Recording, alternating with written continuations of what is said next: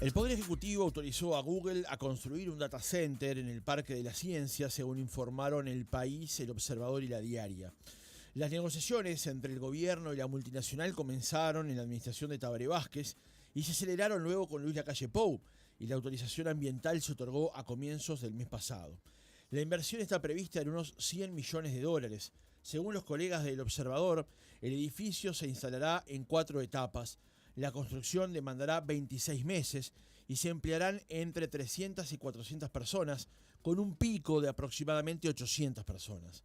Cuando esté operativa, trabajarán allí unas 50 personas. Google, fundada a finales de los 90 por Larry Page y Sergey Brin, tiene 6 de estos data centers en Estados Unidos, 3 en Europa, 3 en Asia y 2 en Latinoamérica, ubicados en Chile. Serán 3 cuando se inaugure el otro aquí en Uruguay.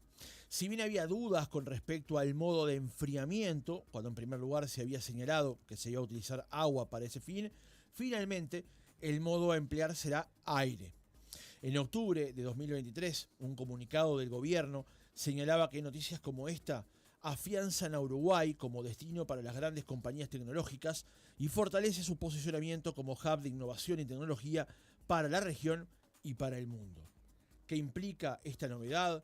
¿Cuál es la comparación que podemos hacer con el data center que Antel tiene instalado también aquí en nuestro país, con el que planea construir Google? Lo conversamos en nuestra entrevista central con Leonardo Loureiro, ingeniero con vasta experiencia en la industria de tecnologías de la información. Francisco Morales, otra mañana. Loureiro, ¿cómo le va? Buenos días. Buen día, muy bien, por suerte. Gracias por acompañarnos en esta mañana. En una primera pregunta, ¿cómo evalúa el hecho de que haya noticias como esta que se suceden una tras otra aquí en Uruguay? Diría que lo más relevante es la noticia y no tanto lo que se va a hacer en particular, ¿no? Tengamos presente de que Google, esto es una parte, una inversión incremental que viene haciendo en el territorio de América del Sur en general, en Uruguay en particular. Recordemos de que hay un cable submarino que hoy nos conecta con los Estados Unidos, bastante importante, el cual el propietario mayoritario de esa inversión y de ese cable es Google, ¿no? O sea, hay una parte que obviamente corresponde a Antel, que es la que viene de Santos acá, un pequeño porcentaje, ¿no? Esto se mide con hilos, los hilos que están dentro del cable. Uno de los cables, es como si uno de esos pequeños hilos fuera de Antel hasta San Pablo, pero el resto es obviamente de Google, y Google lo que hace es ofrece servicios a través de eso en la comunicación.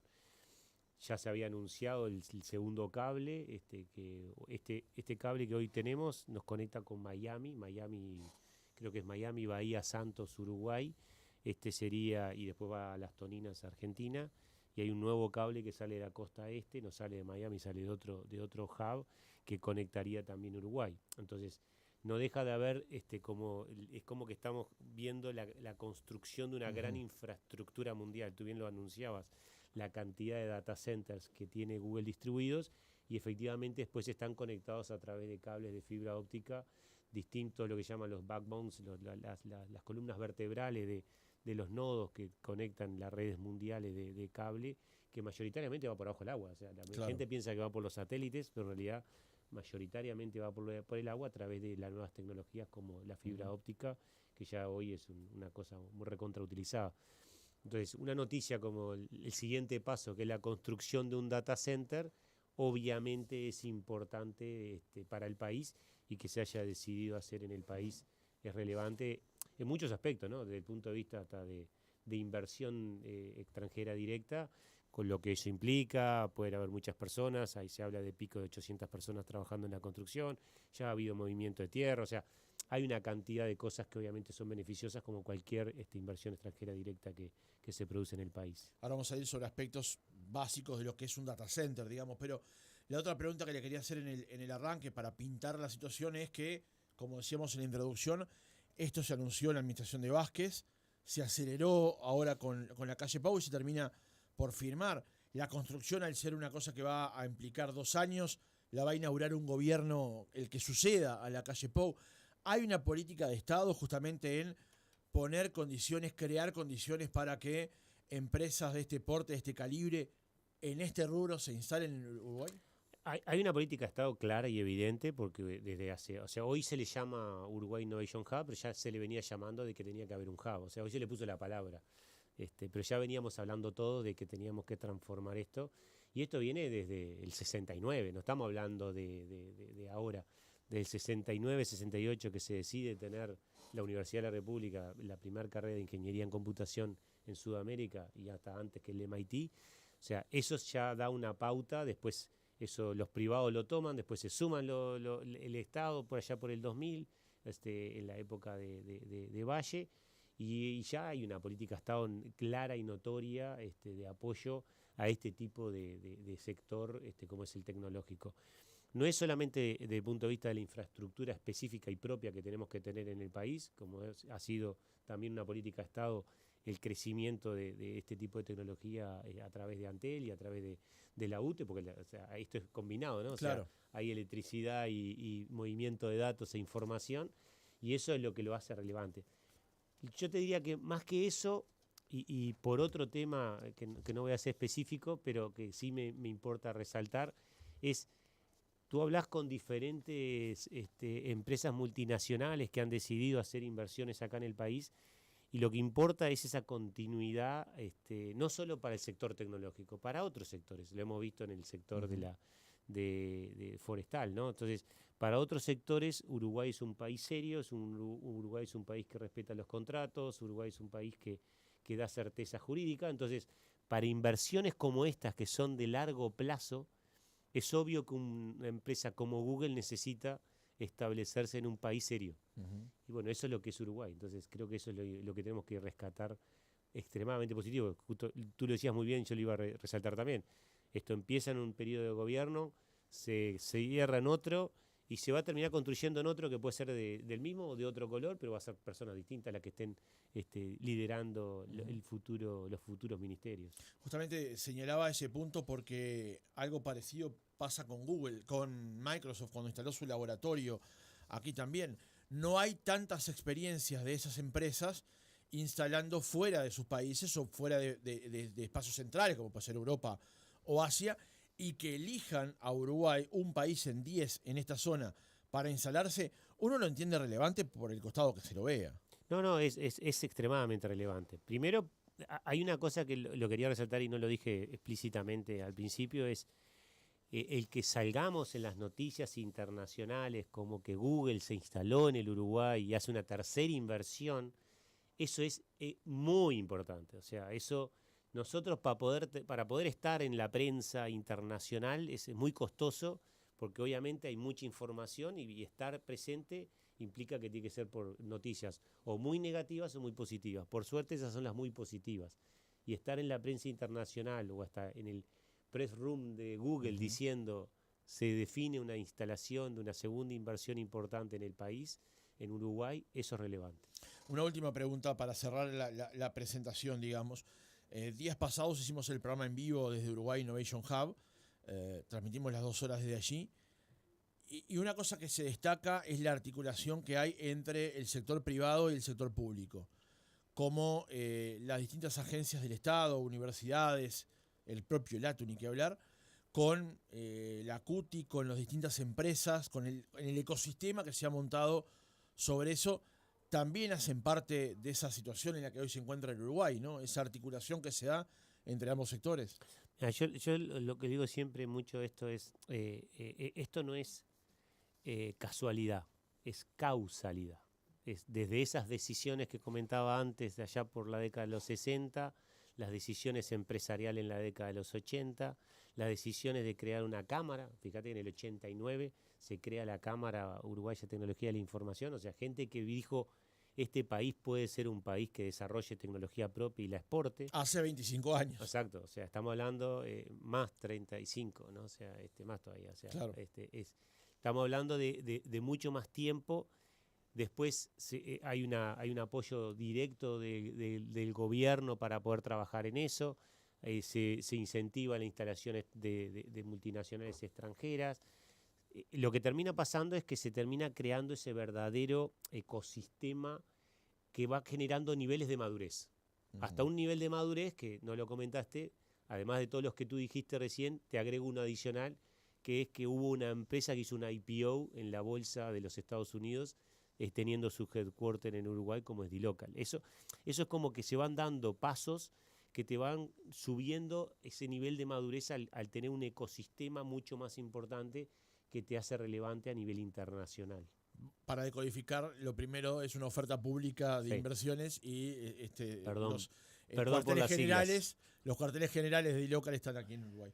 Pasemos directamente a lo que tiene que ver con esta inversión, con este anuncio, que es arrancar por lo más básico. ¿De qué hablamos cuando hablamos de un data center? ¿Qué es un data center?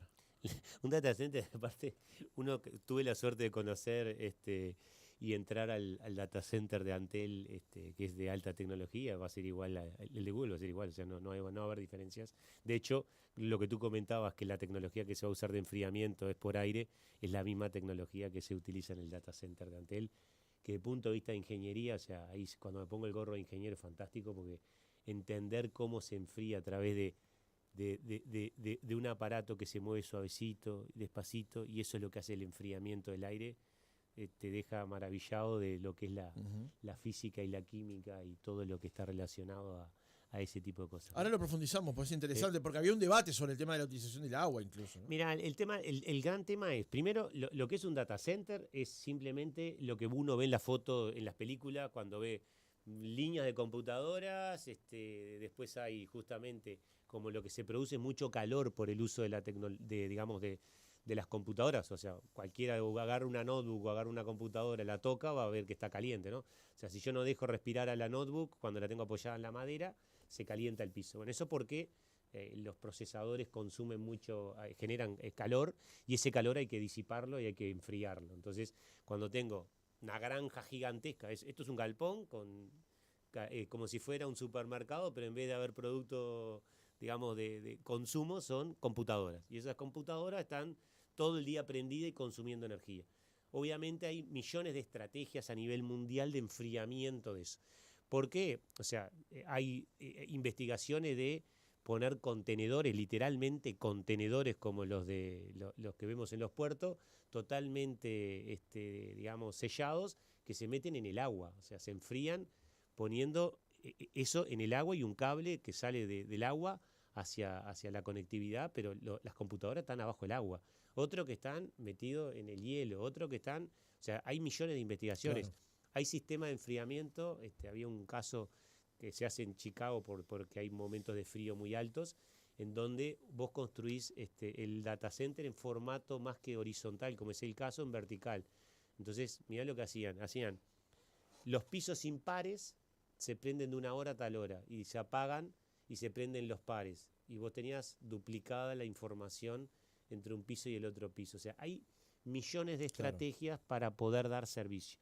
Al final el data center lo que son computadoras que tienen o procesamiento, o sea, o almacenan información, son servidores que tienen información solamente o tienen procesamiento. Es decir, yo como empresa, mi empresa Quanam, tiene contratado poder de cómputo.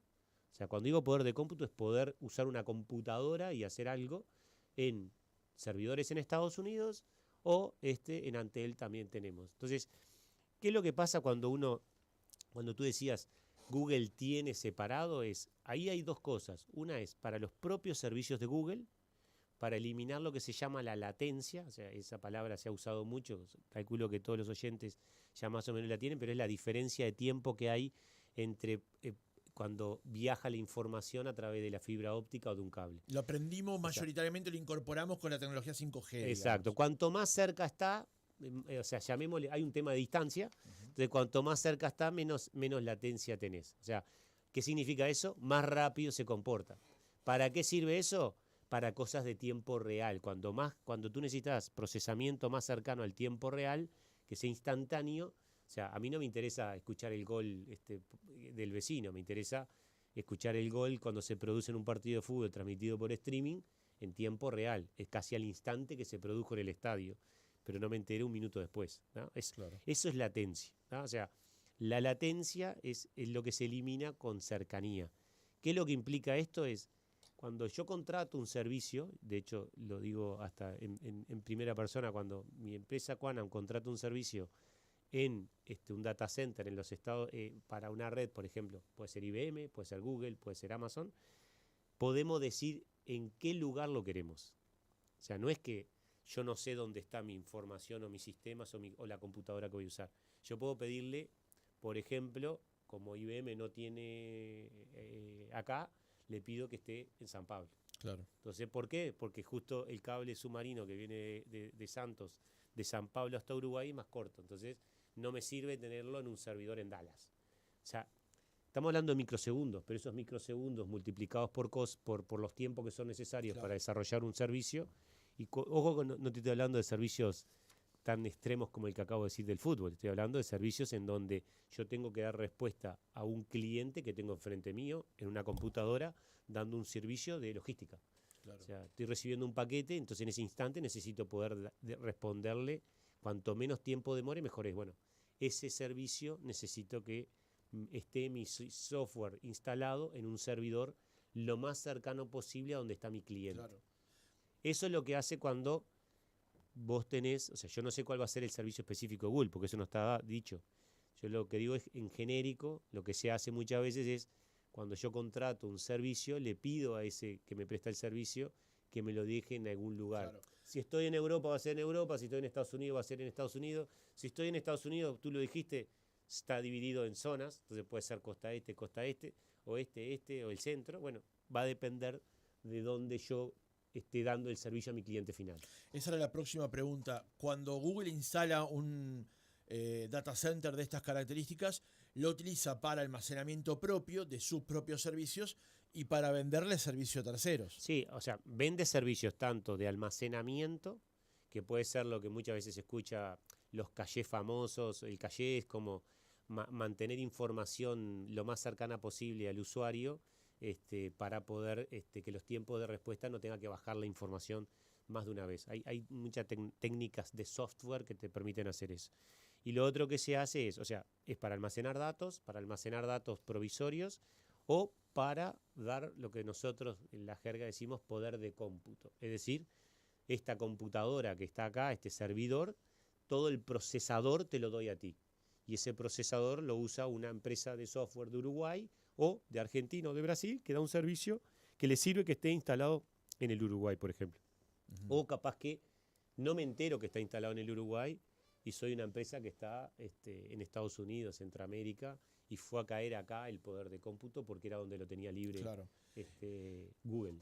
Google compite en la prestación de ese servicio con otros, y usted lo mencionaba recién, IBM, Amazon, lo que sea. Digamos, el mundo está dividido hoy en tres grandes.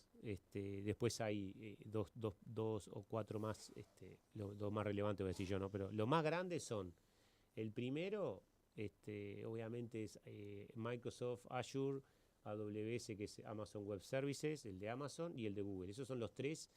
Va cambiando los porcentajes de mercado, pero esos son los tres grandes proveedores de infraestructura en cloud.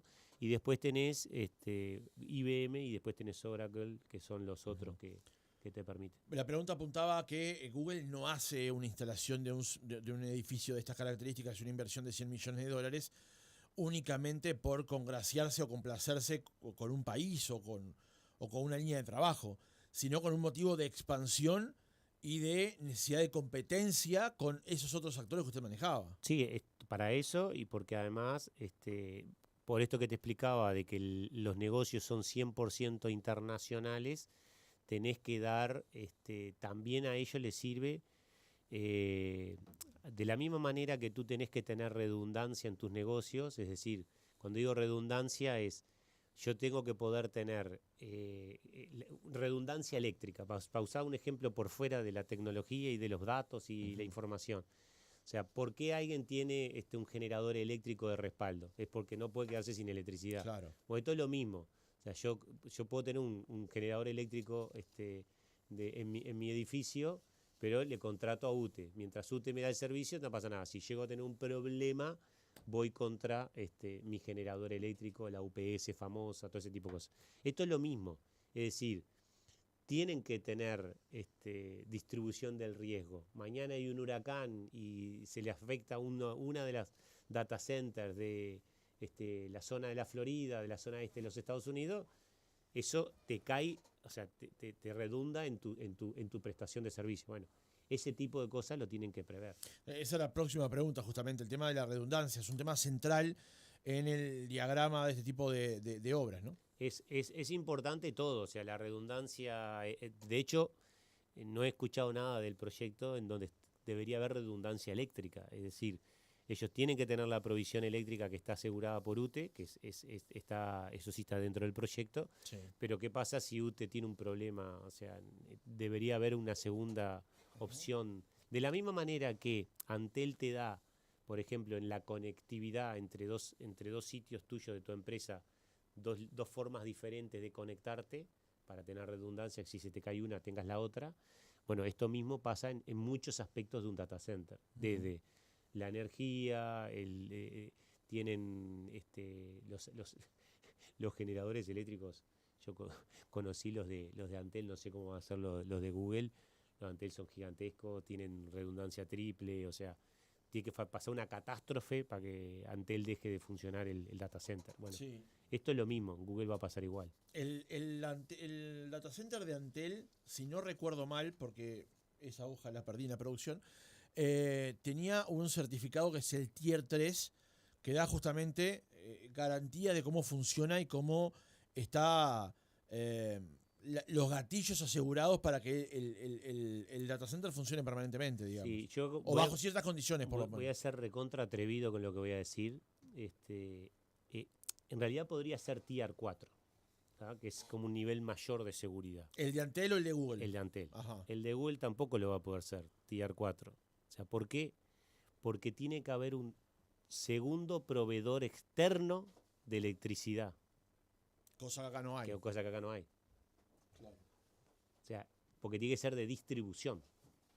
Entonces, como no lo hay, o sea, lo que sí es interesante es que Antel y Google también lo va a tener redundancia eléctrica, pero no va a tener la posibilidad de hacer el Tier 4 por esa temática. Creo que es el motivo, pero...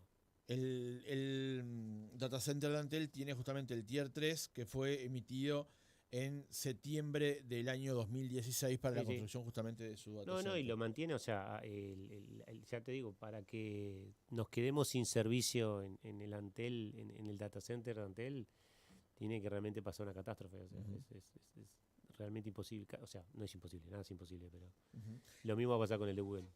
Cuando podemos entrar en el tren de las comparaciones, digamos, en el año 2017 justamente Antel inaugura su data center, el José Luis Macera, y ahora Google va por una inversión de un data center.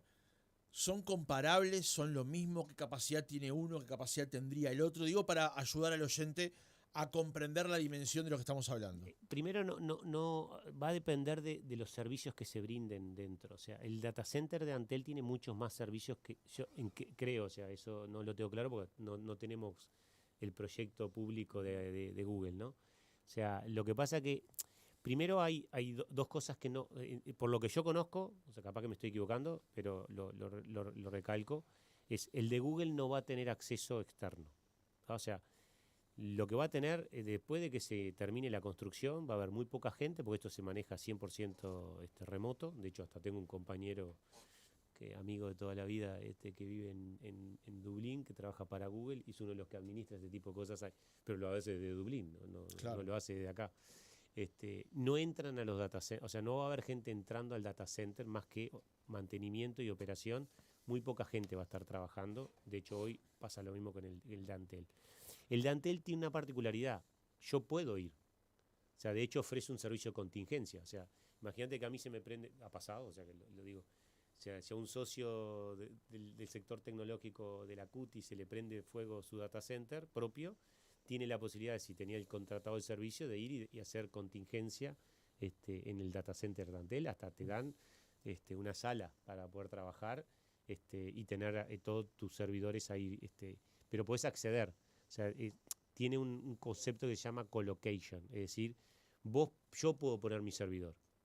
O sea, Antel te da el servicio puro de data center tradicional, en el que compras los servidores y te da todo el servicio, te da poder de cómputo, te da una nube, te da todas esas cosas, o también te da la posibilidad de que yo compre mis servidores y los ponga en mi propio local, y eso lo administro yo externamente, o sea, puedo ir. Hay todo un tema de seguridad tremendo, es más seguro que un banco entrar al data center. A eso iba con la próxima pregunta, Loureiro, que tiene que ver con la seguridad. Hay varios aspectos de seguridad vinculados a los data centers, por lo menos de lo que conocí cuando fui al data center de Antel. Uno es la seguridad física, otro la provisión de energía eléctrica, lo que mencionábamos recién, el acceso a la conexión, digamos, la conectividad, y luego el control de temperatura y humedad dentro de esos centros. ¿Estos son los aspectos más críticos de lo que implica un data center? Sí, porque tenés que tener la posibilidad de la extracción del aire, que no puede haber humedad, o sea, hay millones de cosas que se hacen y eso te hace todo remoto, todos sensores, hay millones de sensores distribuidos por donde están los servidores, y eso es lo que se controla a distancia, digamos. Uh-huh. Como usted mencionaba recién, que cada empresa tiene su data center, digamos. El nombre no grafica las dimensiones, obviamente, ¿no? Cualquier empresa tiene un espacio donde almacena y administra información. Lo que estamos hablando aquí son de las capacidades que largamente superan las de una empresa cualquiera. Exacto. Digamos. A ver, digo, hay data centers importantes externos a estos que estamos hablando. Puede ser del Brow, puede ser de ese tipo de tenor, ¿no? O sea, hay data centers grandes, y de hecho hay data centers propios de Antel que son de contingencia. O sea, claro, de hecho tenía uno en Positos, ¿no? Antes de inaugurar el Macera. Lo sigue teniendo, o sea, sigue dando servicio. O sea, eso permite la contingencia, ¿no? Después tenés entidades que pueden tener su propio data center y lo que hacen es distribuir lo que se denomina la carga de cómputo. Es decir, por más que tengo servidores en Positos, en el data center de Pando o en mi propio data center, en mi local, lo que hago es, los tres están funcionando al mismo tiempo y dando poder de cómputo, y lo que me permite eso es como distribuir la carga tanto de datos como de procesamiento. Ese procesamiento me da la posibilidad de que si se me cae uno, los otros dos sigan funcionando o siga el otro funcionando. Claro. Eso es redundancia de ejecución, o sea, casi todos los servicios críticos hoy del país están de esa manera. O sea, no hay ninguno que tenga todo en un solo lugar, o sea, está todo distribuido. O sea, eso ya funciona así hace años. Y las empresas de software, por ejemplo, como nosotros, lo que hacemos es, tenemos, digamos, la parte más de desarrollo y testing, capaz que en servidores propios locales, por un tema además también de contingencia, y después tenemos distribuidos en las nubes las producciones o también algunas cosas de desarrollo, también por un tema de ciberseguridad y una cantidad de cosas más, ¿no? Pero hay múltiples estrategias que se realizan. Cuando hablábamos recién del tema energético, me quedaba un punto por analizar. La crónica de los colegas del Observador, cuando daban cuenta de esta novedad, mencionaban que el consumo máximo de energía requerido para la operación, una vez que alcance su capacidad máxima de operación, será menor a 500 gigavatios por hora por año, señala un informe técnico del Ministerio. Estamos hablando de un altísimo consumo de energía eléctrica. Lo que también compromete a la UTE, digamos, en el sentido de que tiene que hacer, como lo hace habitualmente, las inversiones para acompañar la oferta y la demanda, ¿no? Sí, a ver, ahí también me meto atrevido en otro tema, pero la UTE tiene excedentes de energía, o sea que es al revés. Necesita que haya proyectos de este estilo para que justamente los pueda vender o localmente o, como muchas veces hace, que los exporta el excedente de energía. Pero al haber excedente de energía, sí, obviamente tiene que proveer el servicio localmente, entonces tiene que hacer infraestructura. Se va a hacer, de hecho, una subestación cerca, ¿no? Se hace una subestación, se hace una cantidad de cosas, pero obviamente tiene generación de energía propia. Con respecto al personal, decíamos en la introducción a la entrevista que cuando el data center esté funcionando normalmente, van a trabajar allí unas 50 personas. Obviamente va a haber personal de seguridad y determinadas cuestiones, pero ¿qué tipo de personal, qué tipo de personas especialmente trabajan dentro de un data center? Diría que si son 50 me parece demasiado, o sea, no creo que sean 50, para mí va a ser menos, y mayoritariamente son personas que o sea, van a ser más de seguridad, otras de mantenimiento, más técnicas, y muy pocos del nivel de ingenieros que estén haciendo algo específico en el lugar, digamos, ¿no? O O sea, no lo tiene un data center ultra profesional como Antel, ¿no? O sea, Una última pregunta para cerrar este aspecto y pasar al otro que queríamos plantear esta mañana. El hecho de que finalmente se instale el data center de Google en Uruguay, que ya se había instalado el de Antel, las obras que ha hecho Antel, las inversiones que ha hecho la telco estatal, lo que mencionábamos en el arranque con respecto a lo de Microsoft, hace que otras empresas internacionales de este mismo porte se puedan ver tentadas a analizar la posibilidad de finalmente desembarcar en Uruguay, teniendo en cuenta que una empresa como Google lo hace. A ver, sí, seguro van a haber más casos, y siguen habiendo compras de empresas tecnológicas. O sea, van a haber casos y como Uruguay es un país estable que tiene recursos intelectuales principalmente, creo que van a haber muchos más casos y no solo tentadas, sino que se van a confirmar. Los mayores miedos nuestros, como sector tecnológico, como empresa que soy tecnológica, es que se instalen ya para la parte más de desarrollo, ¿no? O sea, si mañana viene un Google a desarrollar o viene un Amazon, un Facebook, el que sea, es muy tentador para todos los recursos propios que están en nuestras empresas, moverse, digamos, ¿no? Ayer cuando lo convocábamos para el reportaje le planteábamos un segundo aspecto que queríamos involucrar, que no tiene nada que ver con el data center de Google, que es un tema que tal vez en la dinámica de las elecciones internas un poco nos pasó por debajo del radar, que tiene que ver con la autorización que el Estado le brindó a Starlink para empezar a operar en Uruguay. Tal vez dicho así, no mucha gente sepa de qué es lo que estamos hablando. ¿Qué es Starlink? ¿Cómo lo grafica? ¿Cómo lo dimensiona? Starlink es un proveedor de Internet global. Es la empresa conocida, es parte de SpaceX de Elon Musk. Son los famosos satélites esos que vemos en el cielo formado en línea. Son de baja ¿cómo se llama? Órbita, y lo que permite justamente dar servicio de banda ancha. Lo había armado así hace muchos años, esa idea de Elon Musk, la consiguió, la llevó adelante y lanza un servicio que llega al usuario final. O sea, no es para empresas, es para usuarios finales. ¿Es un servicio competitivo? Sí. Yo en particular, si me preguntás a mí personalmente, te diría no me voy a salir nunca de la fibra, porque la fibra tiene mucho más ancho de banda, y tengo mejor servicio y tengo mayor seguridad, porque el satélite hoy con todo lo que hay digamos de conocimiento de problemas, de tema de la actividad del sol, de radiación solar, eso te puede afectar un satélite, te quedas sin internet y hoy te cortas la vena si no tenés internet, ¿no? Entonces creo que tiene usos muy interesantes. Yo tengo amigos en Europa que lo utilizan. Entonces, por ejemplo, tengo un amigo que está en la zona de Barcelona y en Barcelona ciudad usa fibra óptica. Y después él está más en el campo, donde obviamente no hay fibra óptica, y ahí usa Starlink. Tiene una muy buena ancho de banda.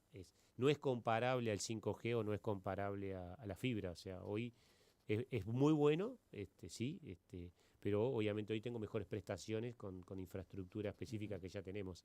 Pero, por ejemplo, sí me lo cuestionaría si lo tengo en una casa, en un campo. Ese podría ser un uso muy claro y particular, digamos. Esa era la pregunta. ¿Qué espacio tiene hoy la utilización de Starlink, teniendo en cuenta que la mayoría de las capitales hoy tienen 5G, que la conexión de fibra óptica está bastante extendida, no todo el país, por supuesto? O sea, más que extendida. O sea, te corrijo porque el viernes, en la gala de los 50 años de Antel, se anunció y ya era previsto que iba a suceder. No sé si ya sucedió, pero creo que a fin de año se elimina el cobre. O sea, que si se elimina el cobre significa que donde hay algo de comunicación por cable de Antel, hay una fibra. O sea, eso significa que todo el país tiene fibra. O sea, no es, o sea, y eso es muy importante. O sea, para los lugares donde todavía no lo tienen, digamos, pero claro, que es marginal ya a esta altura. Exacto. En función de que acá a fin de año se va a eliminar el cobre.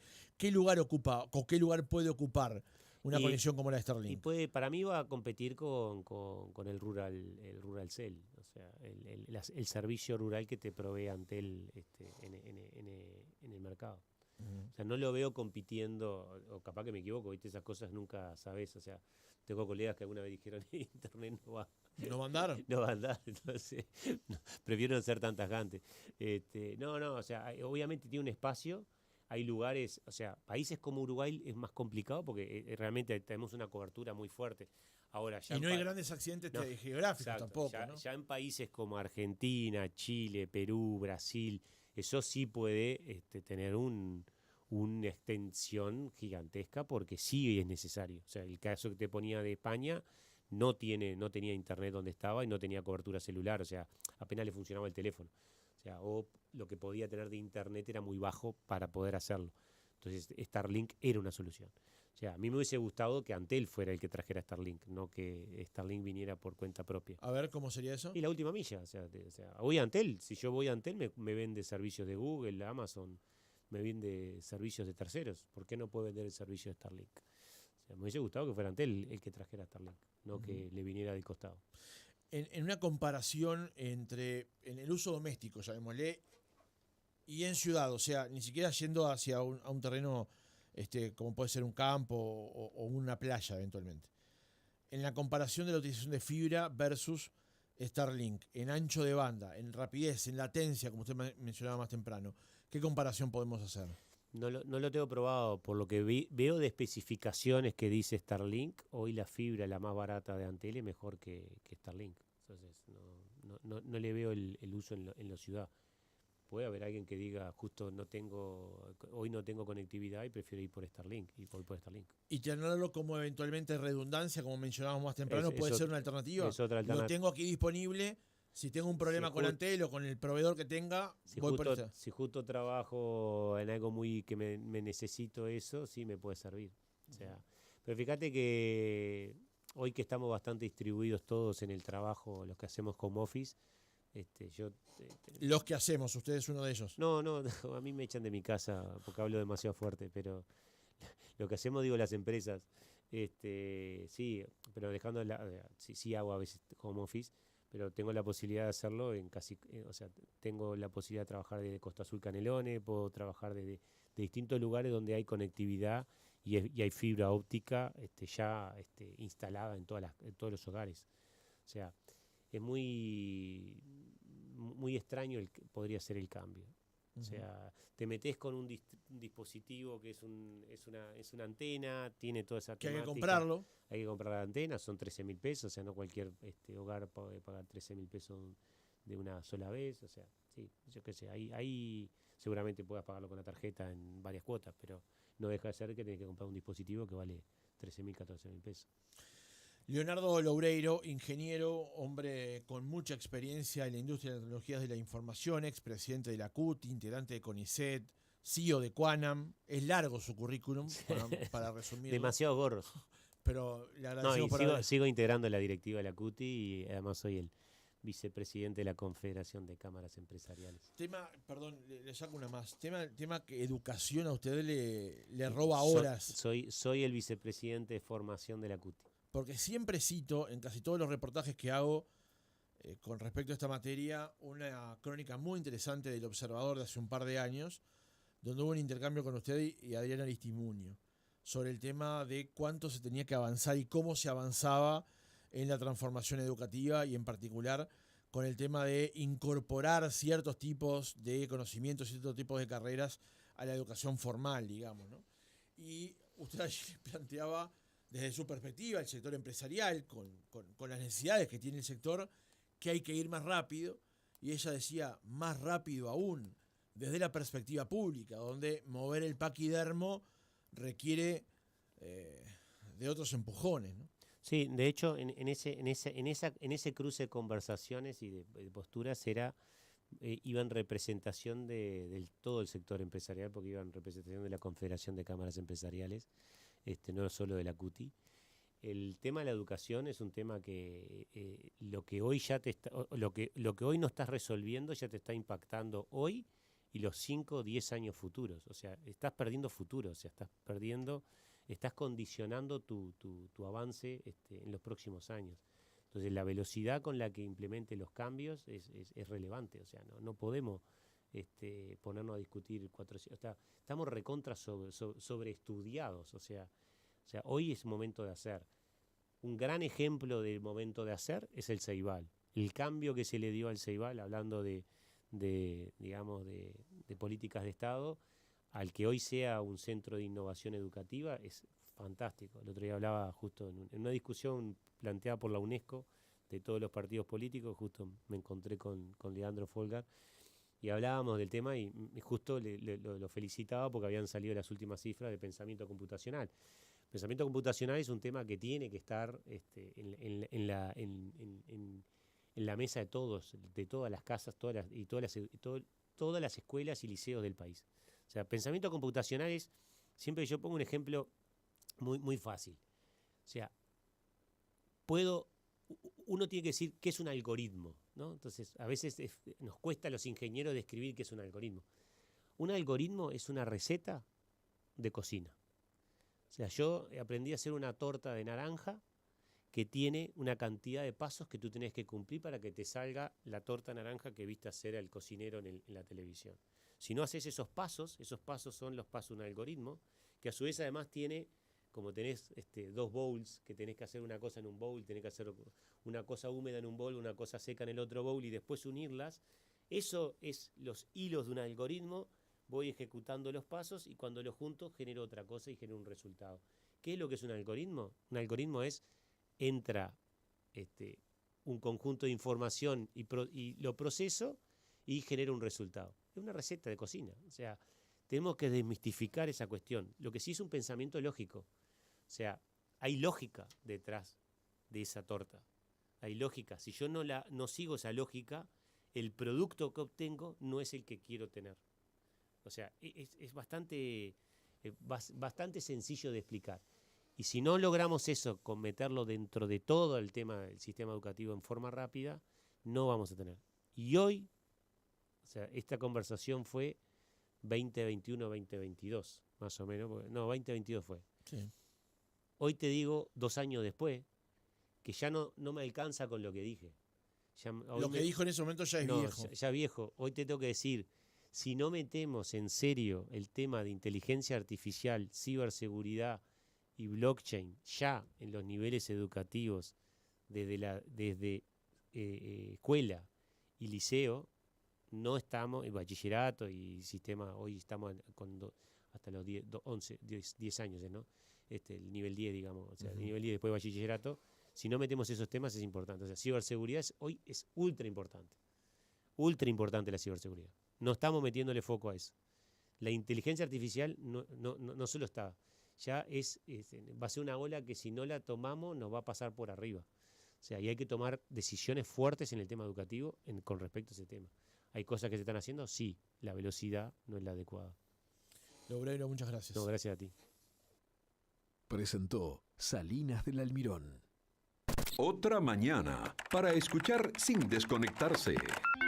En un entorno rodeado de naturaleza y con nuestras exquisitas aguas termales saladas, Salinas del Almirón es un lugar ideal para un merecido y necesario descanso físico y mental. Con nuestro régimen de pensión completa e instalaciones de primer nivel, no tendrás que preocuparte por nada que no sea disfrutar. Aprovecha nuestras promociones especiales. Tarifas a partir de $80 por persona en base doble. Incluye desayuno, almuerzo y cena, con la ruta completamente renovada y a apenas 350 kilómetros de Montevideo. www.salinasdelalmirón.com. Shopping Sale en Montevideo Shopping.